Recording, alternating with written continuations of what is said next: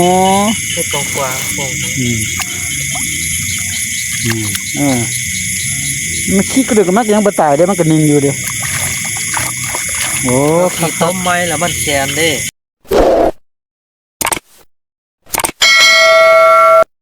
ครับทักทายสบายดีพี่น้องตอนค่ายคำค่ายแรงบรรยากาศมืดๆจังซี่แต่ว่าเบ้าจันได้เวลาจะมาปักเบ็ดกบเบิ่งก่อนเพราะว่าเนื่องจากว่าเมื่อกี้เบ้าจันย่างมานี่เห็นกบตัวหนึ่งใหญ่เติบพี่น้องอยู่นี่รวดลงปุ้งนี่นะตามเบ็ดใส่อยู่แต่คันว่าฝนบ่ตกหั่นน่ะเบ้าจันจะยามตอน 7-8 โมงเทื่อนึงแล้วก็ตอนเช้าเทื่อนึงอะไรประมาณนี้นะแต่เบ้าจันใช้ลองเบิ่งก่อนพี่น้องใส่อยู่แถวนี้เนี่ยมาหลังเลขแห้งมาเขาจะใส่อยู่นี่ก่อนพี่น้องยื้อใส่เดือนเด้อนี่ยื้อใส่เดือนเก็บไว้ตอนฝนตกก่อนเป็นนี่แหละ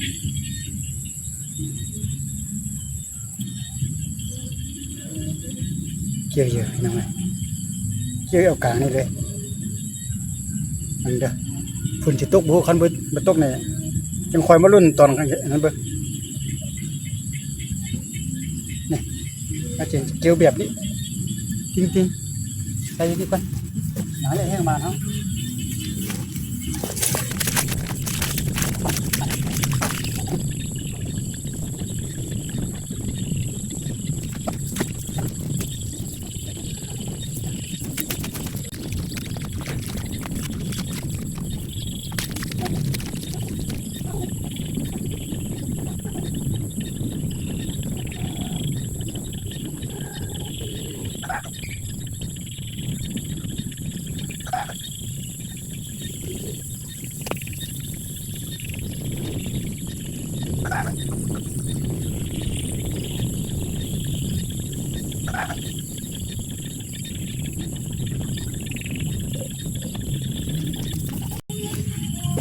พี่น้องอยู่บนนี่หันละเมื่อกี้กบโดดลงนะมาจะใส่อยู่นี่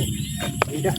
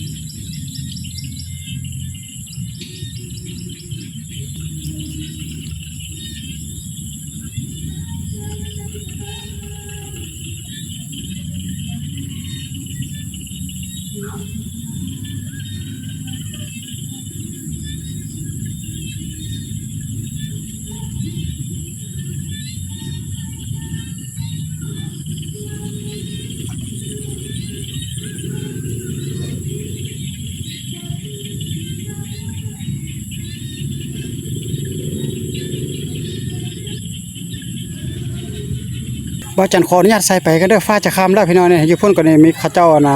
มานั่นนะเขามาเบิ่งนาพี่น้องเอาปลาก่อนใส่ก่อนก็บ่นึงจังมาหยามน้ำกันพี่น้องหยามเบ็ดก่อนพี่น้องหลังนี้บ่กินครับไปมาหยามเบ็ดกลางขึ้นเบ็ดกบนี่แหละพี่น้องเดี๋ยวนี้ประมาณ 8:30 นพี่น้องโอ้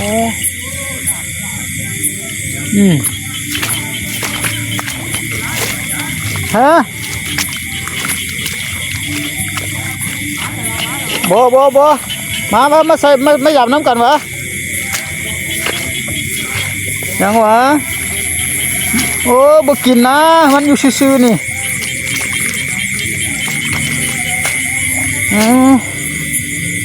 โอ้นุ่ง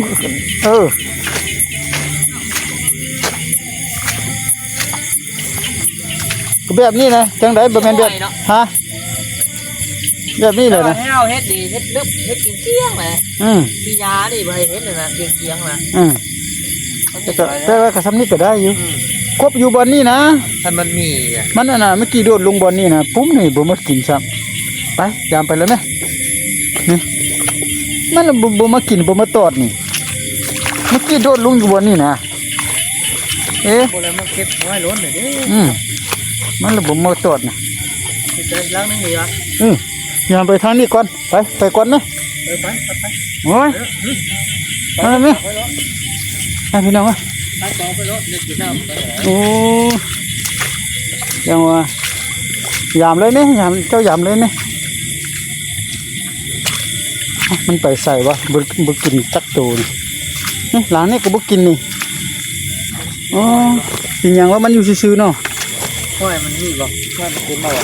บ่ บ่เห็นนะพี่น้องหอยแบบนี้บ่มีบ่หอยดอกคันมันมามันขึ้นแล้วมันกินแล้วแหละเนาะ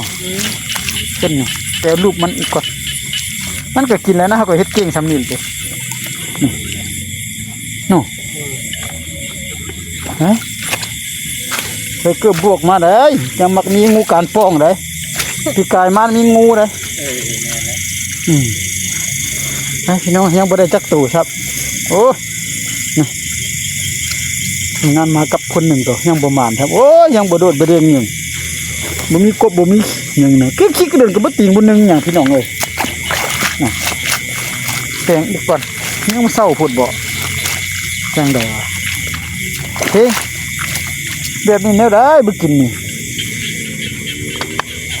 เอายามไปแม่เจ้าหั่น ใส่นี่วะขี้ดินน้อยพอตี้อาจารย์สบู่หูไว้เอาขี้ดินใหม่ๆขึ้นมันแกนขี้ต้มมันจกใหม่ๆขึ้นนะ ฮู้อยู่ดอกเอาเด่นวะเฮ็ดนั่นวะโอ้แบบนี้กันบ่นั่นเอาเรามีแต่ลูกๆอยู่คันนาเด้นี่เนาะ ให้กว้างๆมันขี้กระดึกมันยังบ่ตายได้มันก็นิ่งอยู่เด้โอ้ ขี้ต้มใหม่แล้วมันแกนเด้มันขึ้นมาอีนมาเฮาเห็นมาห้อย มันเห็นห้อยเนาะโอ้ไปจะได้เอาขี้ดินถมอีกละซั่นน่ะเอาดินใส่อีกก่อนเขาเอาแต่เขาเฮ็ดได้นี่ก็ได้นะสิ ตะโขปลาดุกอยู่นะอันนี้นะมือได้ฝนตกแห้งๆหน่อยไรเขาตะโขมาได้ตะโขมาช่วยกัน โอ้นี่วันนี้ก็จะได้เอาดินใส่อีกสิเนาะใช่แต่แม่เอาใส่ก่อน นะเป็นนี่ก็ได้นั่นนี่จบนี่ ต้มไม้ โอ้เจ้าหนุ่งสุ่งสั้นบ่ได้เลยมียุงมีหินได้ ธรรมดามันเปิ้ลซื้อในนี่เขาเห็นบ่มันบุกบบ่มีเด้นะมันยุคันหน้ามันโลดเฉยอาจารย์มันโลดชวบนะยังบ่มันจักตัวส่วนนี้แบบนี้เลยนี่มันดูก็ตุ๊บนี่แหละเอาขี้ดินฮะโอ้เยอะก็ยังมีอยู่เอาเถอะ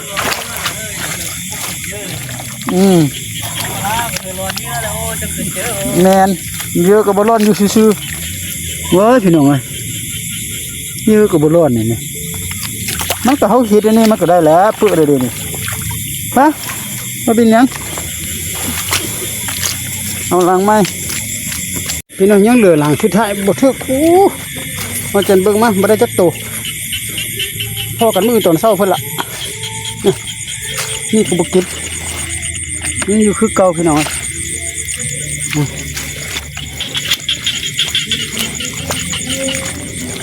บ่มีครบบ่มือตอนเช้าจังพ่อกันพี่น้องตอนค่ำนี่บ่หมานจักโตเลยพ่อกันมือตอนเช้าเด้อพี่น้องบายบายนอนรับฝันดีทุกคนทักทายสบายดีตอนเช้าพี่น้องจะพาพี่น้องไปปะไปยามเบ็ดกบก่อนพี่น้องเลยเมื่อคืนเมื่อยามก็บ่ได้จักโตแต่เมื่อเช้านี่จะได้บ่เดี๋ยวบ่กินก็บ่จักละโอ้บ่กินพี่น้อยนี่ยังเขียนตองแต่งอยู่บ่มีกบบ่กินหมดพี่น้องเลยไปเก็บก่อนพี่น้องเก็บไปเนี่ยอ้อมไปทางนั้นแหละพี่น้องล้างแรกก็บ่กินอยู่คือเก่า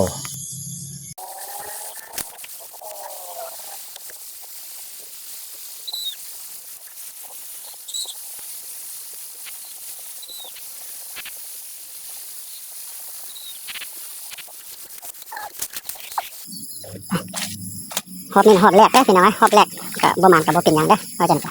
บาดหน้าก็จะใส่ไม้นะเพราะว่าน้ำในนาเขายังเต็มเมื่อพี่น้องเป็นแต่น้ำนาเขา2 ฝักอยู่ใส่ก็เต็มเมื่อแต่เราจังเมื่อวานเห็น กบโดดลงแล้วก็มาใส่เพิ่นบ่เยอะก็บ่ร้อนเท่าน่ะเก่งดีนี่ยังตีนอยู่นี่ห้อยกบก็บ่มีอ๋อคักเลยไปเนี่ยประมาณเลยนี่ต่อโอ้น่าสิบ่ได้แล้วพี่น้อง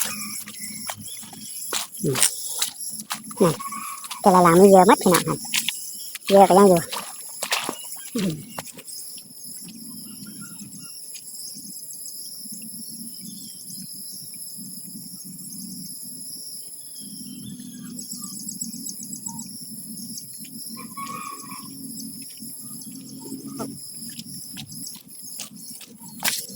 บดจิตบดเตียงอ่ะพี่น้องโอ้ยประมาณบ้านหน้าก่อนมาใส่เป็นลองเบิ่งหันละมันประมาณมันให้เยอะก็ยังมีไว้คือเก่าพี่น้องนี่เป็นบอลเยอะกับบอลเลยล้วนแต่เยอะหลังเดี๋ยวจะเจอพูดพี่น้องประมาณนี้กับว่าเป็นยังพี่น้องเอาหอบหน้าได้หอบหน้า